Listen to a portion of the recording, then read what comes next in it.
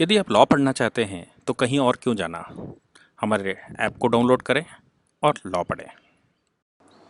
नमस्ते सदावत्सले मातृभूमि। Honourable supreme court में एक एसएलपी आई जिसको कल ऑनरेबल सुप्रीम कोर्ट ने डिस्पोजल किया और डायरेक्शन दिया है। एसएलपी से मतलब है स्पेशली पिटिशन के जो पिटिशनर हैं वो उस केस का नाम बना परमवीर सिंह सैनी वर्सेस दलजीत सिंह और बलजीत सिंह। इस केस में ऑनरेबल सुप्रीम कोर्ट में ये गुहार लगाई गई कि सुप्रीम कोर्ट ने 2018 में एक जजमेंट किया था। उस जजमेंट में सीसीटीवी कैमरास पुलिस स्टेशनों में और जेल के अंदर, जेल के बाहर, जेल में रहने वाले प्रत्येक व्यक्ति के ऊपर सीसीटीवी कैमरा, जेल में होने वाले ट्रांजैक्शनों पर कैमरा और जेल में होने वाली गतिविधियों पर कैमरा लगाने के डायरेक्शन दिए गए थे। ऑनरेबल सुप्रीम कोर्ट ने उस जजमेंट का नाम है Shafi Mohammad versus state of Himachal Pradesh. ये 2018 का जजमेंट है। यूनियन होम मिनिस्ट्री को ये डायरेक्शन दिया गया था कि जहां कहीं भी प्रिजनर्स रहते हैं, जहां कहीं भी कोई इन्वेस्टिगेशन होता है या अंडर ट्रायल प्रिजनर रहते हैं या फिर उसमें जिनको सजा पड़ गई होती है वो सजा डालने वाले सेंट्रल जेलों में रहते हैं, उन लोगों के ऊपर सीसीटीवी कैमरास लगाए जाएं ताकि उनके अंदर जो जातियां होती हैं, उनके साथ जो जातियां होती हैं during the investigation, during the trial और या फिर जब इन्वेस्टिगेशन घर में चल रहा, किसी के घर में चल रहा होता है, इन्वेस्टिगेटिंग टीम आईओ कहीं ऑन स्पॉट जाती है और क्राइम सीन जहां पर होता है और उसके बाद वो जेल में बंद किए जाते हैं। जेल में बंद करने के बाद उनके साथ investigation in the presence of the magistrate या फिर उनको कभी रिमांड पर ले जाया जाता है और उस पर इन्वेस्टिगेशन होती है। ऐसी इन्वेस्टिगेशनों पर ऑनरेबल सुप्रीम कोर्ट ने उस समय डायरेक्शन दिया था कि सीसीटीवी कैमरास लगाए जाएं और इनकी वीडियो रिकॉर्डिंग की व्यवस्था की जाए। होम मिनिस्ट्री को यह आदेश आया था। होम मिनिस्ट्री ने उस पर एक प्लान सबमिट किया था और वो 5 फेसेस का प्लान था।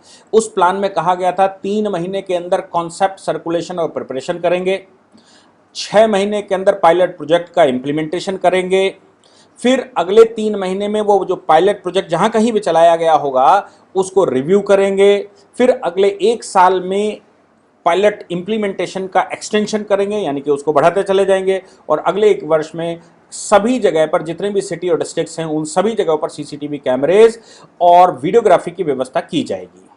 ऐसा 2018 के सितंबर में ऑनरेबल सुप्रीम कोर्ट के सामने मिनिस्ट्री ऑफ होम अफेयर्स ने लगाया था। अभी जब ये पिटीशन आई, ये एसएलपी आई, तो इस एसएलपी में ऑनरेबल सुप्रीम कोर्ट के सामने यही बात आई, क्या जेलों के अंदर कैमरे लगाए गए हैं, क्या पुलिस स्टेशंस के अंदर कैमरे लगाए गए हैं, क्या इन्वेस्टिगेशन के टाइम पर क्राइम सीन के को रिकॉर्ड करने की व्यवस्था की गई है। महानगरों में तो मैं मानता हूं कि जो क्राइम ब्रांच रहती है उनके पास अपने फंड रहते हैं, उनके पास रहा होगा, लेकिन क्या पूरे देश में ऐसी व्यवस्था का कोई पायलट प्रोजेक्ट चलाया गया? उन्होंने के गोपालन जी जो कि ऑनरेबल सुप्रीम कोर्ट जो कि भारत सरकार के अटॉर्नी जनरल हैं, उनको उन्होंने इस आशय से उनसे पूछा है और एमिकस क्यूरी मतलब कोर्ट की मदद करने के लिए एक एडवोकेट अपॉइंट किए हैं और एमिकस क्यूरी कोर्ट को समय समय पर मदद करेगी, कोर्ट की मदद करके वो कोर्ट को बताएगी। ये एडवोकेट सिद्धार्थ दवे को एमिकस क्यूरी अपॉइंट किया गया है, सीनियर एडवोकेट है ऑनरेबल सुप्रीम कोर्ट के, मिनिस्ट्री ऑफ होम अफेयर्स के लिए कहा गया है और नोटिस इशू किया गया है honourable ministry of home affairs को कि वो जवाब दे क्या उन्होंने इम्प्लीमेंटेशन किया है इसका। समस्याएं कहाँ कहाँ आती हैं? इन्वेस्टिगेशन के दौरान हमारे देश में एक बड़ी समस्या है। जिस समय इन्वेस्टिगेशन चल रहा होता है उसमें प्रभावशाली लोगों का, जो पॉलिटिशियंस हैं उनका, जो पैसे वाले लोग हैं उनके फेवर में चल रहा होता है। और हमको ये चीज़ अभी सुशांत सिंह राजपूत मर्डर केस में बड़े अच्छे से देखने को मिल रही है कि वहाँ पर किस प्रकार से पुलिस की जातियाँ, पुलिस कैसे इन्वेस्टिगेशन कर रहा है। और हमें सुप्रीम कोर्ट ने अभी पीछे पालघर मामले में भी महाराष्ट्र पुलिस को नोटिस इशू किया है कि पालघर के मामलों में उन पुलिस वालों का क्या हुआ जिन पुलिस वालों के सामने पालघर में साधुओं की, उनके ड्राइवर की हत्या की गई और पुलिस वाले वहां पर मूक दर्शक की भांति खड़े हुए थे। यानी कि क्या इन मामलों का सलूशन है? हमारे समाज में इतनी विकृति जाग चुकी है, इतनी विकृति आ चुकी है कि हम इसका सलूशन नहीं निकाल सकते ऐसा लगता है। इसलिए ऑनरेबल सुप्रीम कोर्ट ने उसमें सीसीटीवी कैमरे सभी जेलों में, सभी पुलिस स्टेशंस में, सभी पुलिस चौकियों में, और क्राइम सीन के दौरान जिस समय इन्वेस्टिगेशन चल रहा हो, जिस समय पूछताछ चल रही हो, उसमें मुझे लगता है इसमें और कुछ विषय भी जोड़े जाने चाहिए। जो प्राइवेट फंडिंग रहती है, जो फंडिंग रहती है इन पुलिस स्टेशंस की, यहाँ पर मैस होती है उसकी फंडिंग होती है, यहाँ पर जो और व्यवस्थाएं होती हैं उसकी फंडिंग होती है। जेल्स एक बड़ा साधन है पूरे देश की जेलों में। हम जानते हैं कि जेल एक प्राइवेट प्लेस रहता है, उस प्लेस के अंदर घुसना संभव ही नहीं, असंभव रहता है। और जेल के अंदर किस प्रकार से जातियां होती हैं, इस विषय पर कोई भी इन्वेस्टिगेशन, कोई भी रिपोर्ट बाहर नहीं आती, क्योंकि वहां मीडिया नहीं जा सकती। हाँ, उसके काट, चूंकि ऑनरेबल सुप्रीम कोर्ट के जजमेंट थे, इसलिए उसके काट के रूप में जेल विजिटर्स अपॉइंट किए जाते हैं। जेल विजिटर्स जाते हैं और वो अपनी ही गणित में लग जाते हैं, क्योंकि जेल के अंदर जो लोग बंद होते हैं उन बंदियों से मेल करना, मुलाकात करना, उनको खाना पहुंचाना, उनको व्यवस्थाएं करना, उनके कम्युनिकेशंस बाहर लाना, तो बहुत बड़ी संख्या में ये पाया गया कि ये जेल विजिटर्स भी वहां पर कुछ इस प्रकार की गतिविधियां करते हैं। इसके अलावा इन जेलों के अंदर जो एक, चूंकि बहुत बड़ा परिवार रहता है, डिस्ट्रिक्ट जेल की बात करें, मैं उत्तर प्रदेश के अगर किसी डिस्ट्रिक्ट जेल की बात करता हूं, सपोज मैं कानपुर जेल की बात करता हूं, तो जिस जेल की कैपेसिटी एक 500 बंदी रखने की हो, उस जेल में 2500 से 3000 बंदी रहते हैं। और उन बंदियों को कैसे ट्रीट किया जाता होगा, ये तो अंदर का नज़ारा रहता है, इसका नज़ारा बाहर नहीं आ सकता। इनको भोजन की व्यवस्थाएं रहती हैं, वो कैसे रहती हैं, इनके अंदर सप्लाई, क्योंकि एक एक जेल में 2,500, 3,000, 4,000, 4,000 बंदी रहते हैं, तो 4,000 लोगों के खाने पीने की व्यवस्था, 4,000 लोगों के रहने की व्यवस्था, उनके ओढ़ने बिछाने की व्यवस्था, उनकी और अलग चीज़ों की आवश्यकताएं, ये आवश्यकताएं भी पूर्ण करने के लिए बाहर से कोई व्यक्ति अंदर जाता होगा। उस व्यक्ति के माध्यम से भी अंदर की सूचनाएं बाहर और बाहर की सूचनाएं अंदर, और कम्युनिकेशन सिस्टम एक डेवलप हो जाता है। जैसा कि हमने बहुत सारी मूवियां, पता वो जो गंगा जल मूवी आई, या हमने देखा कि अपहरण मूवी आई, अपहरण में बहुत सारी कायदे से वो दिखाया गया कि किस प्रकार के जेल के अंदर से बाहर की सत्ताएं चलाई जाती हैं। मैं ये नहीं कह रहा हूं कि सभी जगह ऐसा चलता है, लेकिन क्या इन लोगों का जेल में जाने से बंद किया जा सकता है? क्या इस तरह के ऑफिसेस जेल के बाहर खोले जा सकते हैं जो सप्लाई फूड्स हो, जो सामान सप्लाई हो? क्या उसमें बार कोडिंग की व्यवस्था हो सकती है, और वो बार कोडेड सामान ही अंदर जाएगा, जो ऑटोमेटिकली मशीन ऑब्जर्व कर लेगी कितने किलो गया, कितना गया, क्वालिटी क्या थी, और पैकेज्ड मामला होना चाहिए। कोई भी लूज आइटम जेल के अंदर ना जाए और अंदर कुछ गतिविधियां ना हो सकें। क्या इस पर भी केंद्र सरकार कुछ कार्य करेगी? इन पर भी सीसीटीवी कैमरे के साथ साथ बारकोड पकड़ने वाली मशीनें भी लगाई जाएंगी। चूंकि सुप्रीम कोर्ट का ऑर्डर है इस पर, इसलिए मुझे लगता है जिस समय मिनिस्ट्री ऑफ होम अफेयर्स को इस पर व्यवस्था बनानी चाहिए, उस समय ये व्यवस्थाएं भी बनानी चाहिए।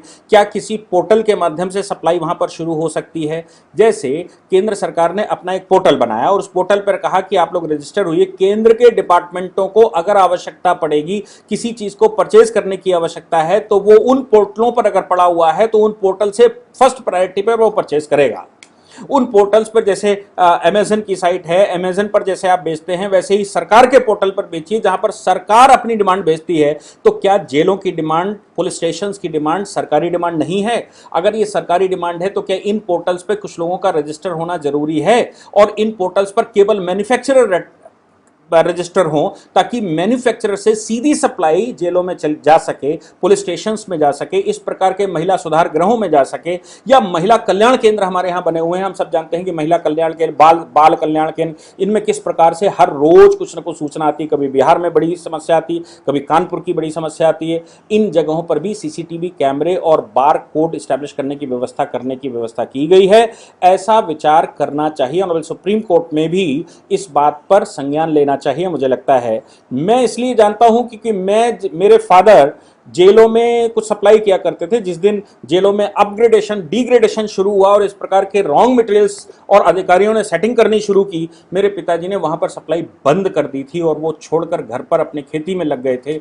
मुझे लगता है कि मेरे पिताजी एक आदर्शवादी व्यक्ति थे, जिसकी वजह से उन्होंने छोड़ा, लेकिन डिग्रेडेशन इस लेवल का हो चुका है कि उस डिग्रेडेशन को कंट्रोल करना इस समय असंभव सा लग रहा है। इसलिए ऑनरेबल सुप्रीम कोर्ट की ये जो डायरेक्शंस हैं, ऑनरेबल सुप्रीम कोर्ट का जो आदेश है, इस आदेश को सही से इंप्लीमेंट हो। मुझे लगता है कि हम सबको उस पर सुझाव देने चाहिए, सुझाव लेने चाहिए, और मिनिस्ट्री ऑफ होम अफेयर्स को लिखना चाहिए कि क्या इस तरह के बंदी सुधार गृहों में, बंदी गृहों में, बाल कल्याण केंद्रों में, महिला कल्याण केंद्रों में, या विकलांग कल्याण केंद्रों में, ये महिला कल्याण केंद्र, बाल कल्याण केंद्र या विकलांग कल्याण केंद्र, ये तो ओपन में रहते हैं, इनमें तो एक बार तब भी सूचनाएं बाहर आ जाती, लेकिन जो जेल के अंदर रहता है उसमें घुसने की किसी को अनुमति नहीं होती, अंदर क्या चलता है इसकी सूचना कभी बाहर नहीं आती। क्या वहां पर भी ऐसी व्यवस्था की जा सकती है कि केंद्रीय कंट्रोल हो, जहां पर हेडक्वार्टर हो, हेडक्वार्टर पर कंट्रोल हो, उसकी वीडियोग्राफी कम से कम 10 वर्ष तक रखने की व्यवस्था हो, कहीं क्लाउड पर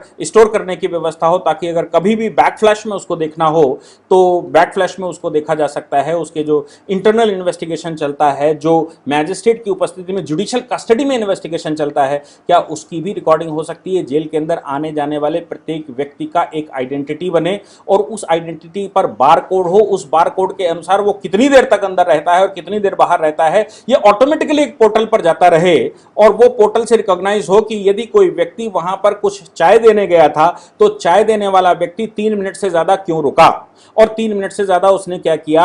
इसके अलावा इन अधिकारियों के घर में जो सेटिंगें होती हैं, क्या ये सरकारी अधिकारी इनके बाहर बैंगलोर पर भी एंट्री और एग्जिट का कोई पंच कार्ड बनाया जा सकता है कि इनसे भेंट करने के लिए कौन कौन आया, वहां पर सेटिंग हो गई। इन सभी चीज़ों पर हमको ध्यान देना चाहिए। मुझे लगता है ऑनरेबल सुप्रीम कोर्ट का ये जो जजमेंट आया है, जो ऑर्डर उन्होंने किया है मिनिस्ट्री ऑफ होम अफेयर्स को, ये स्वागत योग्य है। आज का कल का ऑर्डर है, इसलिए आगे मुझे लगता है मिनिस्ट्री ऑफ होम अफेयर्स को हम सब लिखकर जो सुझाव हमारे हों कि इसको कैसे इंप्लीमेंटेशन में लाया जा सकता है, वो सबको देना चाहिए। धन्यवाद।